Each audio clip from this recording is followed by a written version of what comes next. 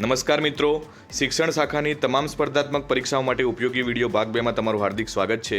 મિત્રો, ભાગ પ્રથમ ન જોયો હોય તો ડિસ્ક્રિપ્શનમાં લિંક આપેલ છે। ચલો આગળ વધીએ આપણે નવા પ્રશ્નો તરફ। પ્રશ્ન નંબર 52, નિપુણ ભારત અંતર્ગત કયું સૂત્ર લેવામાં આવ્યું છે? તો જવાબ છે પાયાની સાક્ષરતા અને અંક જ્ઞાન। 53, ધોરણ 1 અને 2માં અંગ્રેજી વિષયના શિક્ષણની શરૂઆત કયા વર્ષથી શરૂ કરવામાં આવેલ છે? જવાબ છે 2022 અને 23। મોસ્ટ આઈએમપી પ્રશ્ન છે મિત્રો આ। પ્રશ્ન નંબર 54, 2023 પહેલાં ધોરણ 3માં અંગ્રેજી વિષય કયા સત્રથી ભણાવવામાં આવતો હતો? જવાબ છે બીજા સત્રથી। પ્રશ્ન નંબર 55, ધોરણ 3માં અંગ્રેજી વિષય કયા સત્રથી ભણાવવામાં આવે છે? તો જવાબ છે પ્રથમ સત્ર। પ્રશ્ન નંબર 56, વર્ષ 2023-24માં અંગ્રેજી વિષય કયા કયા ધોરણમાં ભણાવવામાં આવશે?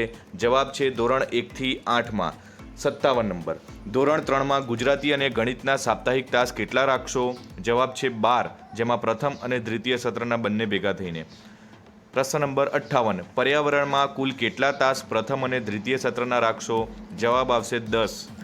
59, અંગ્રેજી વિષયના 3 તાસ રાખવા જોઈએ, હા કે ના? તો જવાબ છે 10 તાસ રાખવા જોઈએ। શારીરિક શિક્ષણ, સંગીત અને કાર્યાનુભવના કેટલા તાસ હોવા જોઈએ? જવાબ છે 8। હવે મિત્રો, તાસ આયોજન ધોરણ 3થી 5ની આપણે વાત કરીએ તો પ્રશ્ન નંબર 61, ધોરણ 3થી 5માં વર્ષ દરમિયાન કેટલા કલાક શૈક્ષણિક કાર્ય કરવાનું હોય છે? જવાબ છે 800। મિત્રો, આ પણ મોસ્ટ આઈએમપી પ્રશ્ન છે। 6થી 8 અને 3થી 5માં કન્ફ્યુઝ ના થવાય ઓપ્શન સાથે, તે ખાસ ધ્યાન રાખવું। પ્રશ્ન નંબર 62, ધોરણ 3થી 5માં અઠવાડિયાના કુલ કેટલા તાસ રાખવાનો હોય છે? જવાબ છે 45 તાસ। ધોરણ 4માં ગુજરાતી અને ગણિતના સાપ્તાહિક તાસ કેટલા રાખવા જોઈએ? તો ગુજરાતીના 12 અને ગણિતના 11। પ્રશ્ન નંબર 64, ધોરણ 3થી 5માં અસરકારક શિક્ષણ આપવા માટે શું કરી શકાય? જવાબ છે એક જ ધોરણમાં શિક્ષણ ભણાવે તેના કરતાં દરેક ધોરણમાં વિષય દીઠ શિક્ષણ કાર્ય થાય તે વધુ યોગ્ય જણાય। પ્રશ્ન નંબર 65, ધોરણ 3થી 5માં પ્રવૃત્તિલક્ષી શિક્ષણ માટે 35 મિનિટના 2 તાસ ભેગા કરવા વધુ યોગ્ય ગણાય છે, હા કે ના? તો હા, ગણાય છે। મિત્રો, ડિસ્ક્રિપ્શનમાં વોટ્સઅપ ચેનલની લિંક આપેલ છે, તેમાંથી જરૂરથી જોડાશો। પ્રશ્ન નંબર 66, શિક્ષકને કયો વિષય આપવો એ કોણ નક્કી કરશે? તો શાળાના મુખ્ય શિક્ષક શ્રી આચાર્યશ્રી નક્કી કરશે 3થી 5ના વિષય માટે મિત્રો। પ્રશ્ન નંબર 67, ધોરણ 1થી 5માં કેટલા શિક્ષક હોય તો તેવી ધોરણ 3થી 5 વિષય શિક્ષક તાસ પદ્ધતિનો અમલ થાય? તો મિત્રો, ખાસ કરીને ધ્યાન રાખવું, 4 કે તેથી વધુ શિક્ષકો હોય ધોરણ 3થી 5માં તો જ વિષય શિક્ષક તાસ પદ્ધતિનો અમલ કરી શકાય છે। પીએમ પોષણ અંતર્ગત શાળાના જન્મદિવસે તિથિ ભોજન આપવા બાબત તો 68 નંબરમાં જોઈએ તો આઝાદી કા અમૃત મહોત્સવની ઉજવણી કેમ કરવામાં આવી છે? તો ભારતને આઝાદીના 75 વર્ષ પૂર્ણ થયેલ હોવાથી આઝાદી કા અમૃત મહોત્સવની ઉજવણી કરવામાં આવી છે મિત્રો। 69, વડાપ્રધાન શ્રી નરેન્દ્રભાઈ મોદી સાહેબે મારું ગામ મારું ગુજરાત યોજના કઈ તારીખથી ખુલ્લી મૂકી અને કઈ જગ્યાએથી? તો તારીખ છે 11/3/2022ના રોજ અમદાવાદના મુકામેથી ખુલ્લી મૂકી છે મારું ગામ મારું ગુજરાત। આગળ જોઈએ મિત્રો, મારું ગામ મારું ગુજરાત યોજના શું છે? તો જવાબ છે ગામની પ્રાથમિક શાળામાં જન્મદિવસની ઉજવણી સમગ્ર ગામ એકરૂપ બનીને ઉત્સાહના વાતાવરણમાં કરે। મિત્રો, આપણે હવે જાણીએ છીએ કે શાળામાં આપણે happy birthday to our school જન્મદિવસ પણ ઉજવીએ છીએ। આગળ જોઈએ મિત્રો, શાળાના જન્મદિવસે કયા સંકલ્પો લેવાના હોય? તો શાળાના જન્મદિવસે શાળાની સફાઈ કરવી। આગળ મિત્રો, શાળાના જન્મદિવસની ઉજવણી વધુ સાર્થક બને તે માટે શું આયોજન કરવું? તો જવાબ છે ગામના વડીલો, પદાધિકારીઓ, શાળા પરિવાર અગ્રણીઓ, ભૂતપૂર્વ વિદ્યાર્થીઓને લોક સહયોગથી બાળકો માટે તિથિ ભોજનનું આયોજન કરવું। હવે મિત્રો, આગળ જોઈએ પ્રશ્ન બેંકમાં ડાયટને લગતા અગત્યના પ્રશ્નો। 73માં છે, કયા કાર્યક્રમ હેઠળ વાર્તા સ્પર્ધા યોજાય છે? તો મિત્રો, નિપુણ ભારત હેઠળ વાર્તા સ્પર્ધા યોજાય છે। કયા વર્ષને બાળ વાર્તા વર્ષ તરીકે ઓળખવામાં આવે છે? વર્ષ 2022 અને 23ને। ડિસ્ક્રિપ્શનમાં મિત્રો વોટ્સઅપ ચેનલની લિંક આપેલ છે, જરૂરથી જોડાશો। આગળ જોઈએ, બાળ વાર્તા દિન કયા દિવસે ઉજવાય છે? તો ગીજુભાઈ બધેકાના જન્મદિવસે કે જે 15મી નવેમ્બરે હોય છે તેને બાળ વાર્તા દિન તરીકે ઉજવવામાં આવે છે। આગળ જોઈએ મિત્રો 76, વાર્તા સ્પર્ધામાં ધોરણ 1 અને 2ના વિદ્યાર્થી માટે કઈ સ્પર્ધા હોય છે? તો વાર્તા કથનની સ્પર્ધા હોય છે। સ્પર્ધામાં 6થી 8ના વિદ્યાર્થીઓ માટે કઈ સ્પર્ધા હોય છે? તો વાર્તા નિર્માણની સ્પર્ધા હોય છે મિત્રો, યાદ રાખજો મિત્રો। ક્લસ્ટર કક્ષાએ વાર્તા સ્પર્ધાનું આયોજન કોણ કરે છે? તો આપણા સીઆરસી કોઓર્ડિનેટર શ્રી ક્લસ્ટર કક્ષાએ વાર્તા સ્પર્ધાનું આયોજન કરે છે મિત્રો. આગળ જોઈએ વાર્તા સ્પર્ધા આયોજનના મુખ્ય હેતુ શું છે? તો વાર્તા સ્પર્ધામાંથી ભાષાની અભિવ્યક્તિ છલકાય છે, કલ્પનાશીલતા વિકસાય છે અને બાળકોમાં સર્જનશીલતા આવે છે. તે તેનો મુખ્ય હેતુ છે. હવે મિત્રો બાળમેળાની વાત કરીએ આપણે તો બાળમેળો કેટલા વિભાગમાં વહેંચવામાં આવે છે? તો મિત્રો બાળમેળો 2 વિભાગમાં વહેંચવામાં આવે છે. આગળનો પ્રશ્ન જોઈએ 101થી 200 સંખ્યા ધરાવતી શાળાને બાળમેળા અંતર્ગત કેટલી ગ્રાન્ટ મળવાપાત્ર છે? તો મિત્રો 101થી 200ની વચ્ચે આવે તો 1000 ગ્રાન્ટ મળવાપાત્ર છે. લાઇફસ્ટાઇલ મેળાની 3થી 4 પ્રવૃત્તિઓના નામ જણાવો. તો મિત્રો ફ્યુઝ બાંધવો, સ્ક્રૂ લગાવવો, કુકર બંધ કરવું, પંચર કરવું વગેરે જેવી પ્રવૃત્તિઓ છે. કલા ઉત્સવ અંતર્ગત આપણે પ્રશ્નો જોઈ લઈએ મિત્રો તો કલા ઉત્સવના આયોજન કઈ સંસ્થા દ્વારા કરવામાં આવે છે? તો ડાયટ દ્વારા કરવામાં આવે છે. કલા ઉત્સવ સ્પર્ધામાં કેટલા વિભાગમાં યોજવામાં આવે છે? તો 3 વિભાગમાં યોજવામાં આવે છે મિત્રો. પ્રાથમિક વિભાગ, માધ્યમિક વિભાગ અને ઉચ્ચતર માધ્યમિક વિભાગમાં. આગળ જોઈએ મિત્રો સૌપ્રથમ કલા ઉત્સવ કઈ કક્ષાએ યોજાય છે? તો મિત્રો શાળા કક્ષાએ યોજાય છે. ઉત્સવમાં 86 નંબરમાં જોઈએ ઉત્સવમાં કઈ કઈ શાળાના વિદ્યાર્થી ભાગ લઈ શકે છે?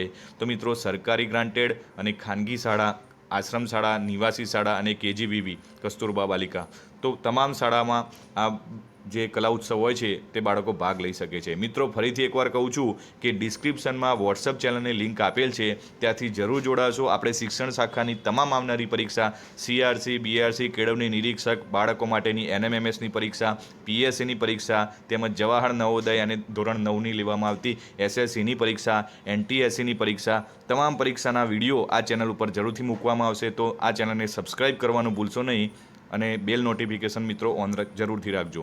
મિત્રો આગળ જોઈએ આપણે 87માં તો કલા ઉત્સવમાં કોઈપણ એક સ્પર્ધક કેટલી સ્પર્ધાઓમાં ભાગ લઈ શકે છે?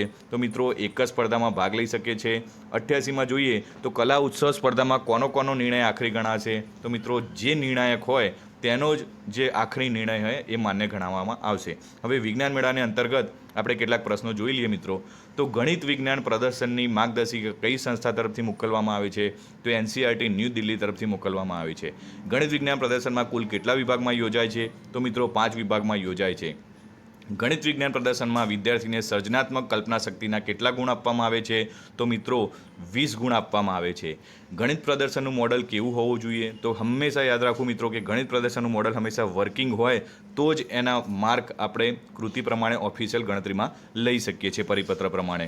વિજ્ઞાન કૃતિની રજૂઆતમાં કુલ કેટલા પોસ્ટર અને ચાર્ટ હોવા જોઈએ? તો વિજ્ઞાન કૃતિની રજૂઆત હોય તો એની અંદર મિનિમમ મિત્રો 5 પાર્ટ હોવા જોઈએ. તો આપણે ઘણીવાર 1 કે 2 ચાર્ટ લઈએ છીએ પરંતુ એ માન્ય નથી. જિલ્લા કક્ષાએ આપણી કૃતિ ત્યાંથી ફેંકાઈ જાય છે. ઘણીવાર આવું પણ બનતું હોય છે. તો આપણે આ વાતનું ખાસ ધ્યાન રાખવું કે 5 ચાર્ટ તો મિનિમમ હોવા જ જોઈએ. આગળ જોઈએ મિત્રો જ્ઞાનકુંજ પ્રોજેક્ટ અંતર્ગત ફેઝ 3 જે તારીખ 28/12/2022ના રોજ આવેલ છે. જ્ઞાનકુંજ ફેઝ 3 અને ફેઝ 4 અંતર્ગત કુલ કેટલા વર્ગખંડોની પસંદગી કરવામાં આવેલ છે? તો જવાબ છે મિત્રો 53,437 વર્ગખંડો. મિત્રો કોમેન્ટ કરીને જણાવશો કે તમે તમારી શાળા છે તે જ્ઞાનકુંજ ફેઝમાં છે કે નહીં. આગળ જોઈએ મિત્રો જ્ઞાનકુંજ ફેઝ 3ના અમલીકરણ માટે કઈ કંપનીને કોન્ટ્રાક્ટ આપવામાં આવેલ છે? જો મિત્રો અહીંયા લખેલ છે જવાબમાં બેનેટ કોલમેન એન્ડ કંપની લિમિટેડ.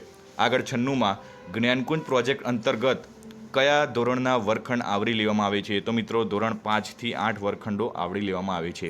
જી શાળા અંતર્ગત આપણે જોઈએ તો જી શાળાનું પૂરું નામ શું છે? મિત્રો મોસ્ટ આઈએમપી પ્રશ્ન છે. Gujarat student holistic adaptive learning app છે. જી શાળા કઈ શાળાના વિદ્યાર્થીઓને વિનામૂલ્યે આપવામાં આવ્યું છે? મિત્રો ખાસ યાદ રાખજો કે જી શાળા જે છે એ માત્ર સરકારી શાળાના વિદ્યાર્થીઓને જ ફ્રીમાં આપવામાં આવે છે, જ્યારે પ્રાઇવેટ સ્કૂલમાં એ 2500 રૂપિયા જેવી માલબાત રકમથી એ લોકોને આપવામાં આવે છે. તો મિત્રો જી શાળાના જે એપ્લિકેશન અને જે વેબસાઇટ છે તેનો ઉપયોગ આપણા સરકારી શાળાના બાળકોને થાય તેનું ખાસ ધ્યાન રાખવા વિનંતી કરું છું. આગળ જોઈએ મિત્રો જી શાળા ખાનગી શાળાના ધોરણ 1થી 5 માટે કેટલી કિંમત નક્કી કરવામાં આવી હતી? તો 2500 રૂપિયા નક્કી કરવામાં આવી હતી ખાનગી શાળા માટે. મિત્રો આગળ જોઈએ નંબર 100 જી શાળા ખાનગી શાળાના ધોરણ 9થી 10 માટે કેટલી કિંમત નક્કી કરવામાં આવી હતી? 7,500 જેટલી કિંમત નક્કી કરવામાં આવી હતી.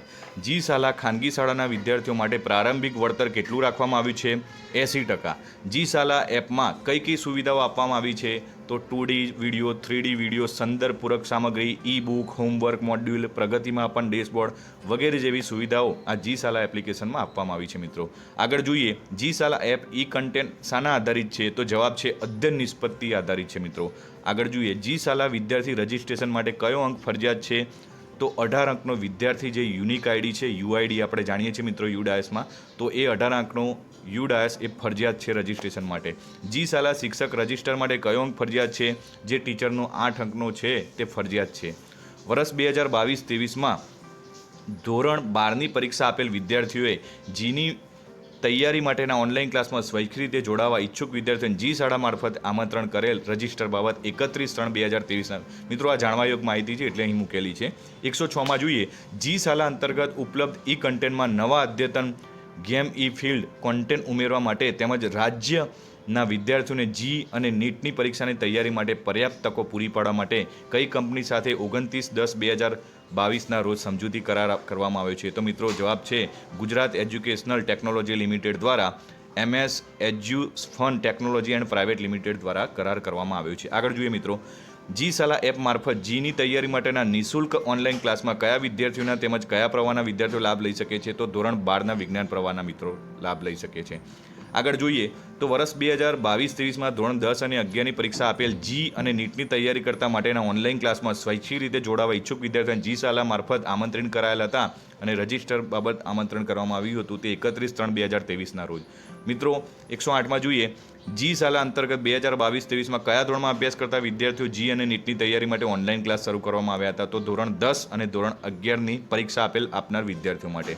આગળ જોઈએ મિત્રો, જી શાલા એપ મારફત જી એન્ડ નીટની તૈયારી માટેનો ચાર્જ કેટલો રાખવામાં આવ્યો છે? તો નિઃશુલ્ક રાખવામાં આવ્યો છે. મિત્રો આપણે 109 પ્રશ્નો સુધી જોયા. અગાઉના પ્રશ્નો આપણે પાર્ટ 3ના વિડીયોમાં જરૂરથી નિહાળીશું. મિત્રો તમે કોમેન્ટ કરીને જરૂરથી જણાવજો આ વિડીયો આપ સૌને કેવો લાગ્યો છે, તો જેથી અમે અગાઉના નવા વિડીયો પણ બનાવી શકીએ. મિત્રો આ ચેનલ ઉપર પ્રથમ વખત હોય તો જરૂરથી આ ચેનલને લાઇક કરજો, શેર કરજો અને સબસ્ક્રાઇબ કરવાનું ભૂલશો નહીં મિત્રો. અને હા મિત્રો, બેલ નોટિફિકેશન જરૂરથી ઓન રાખશો જેથી કરીને આવનારા તમામ વિડીયો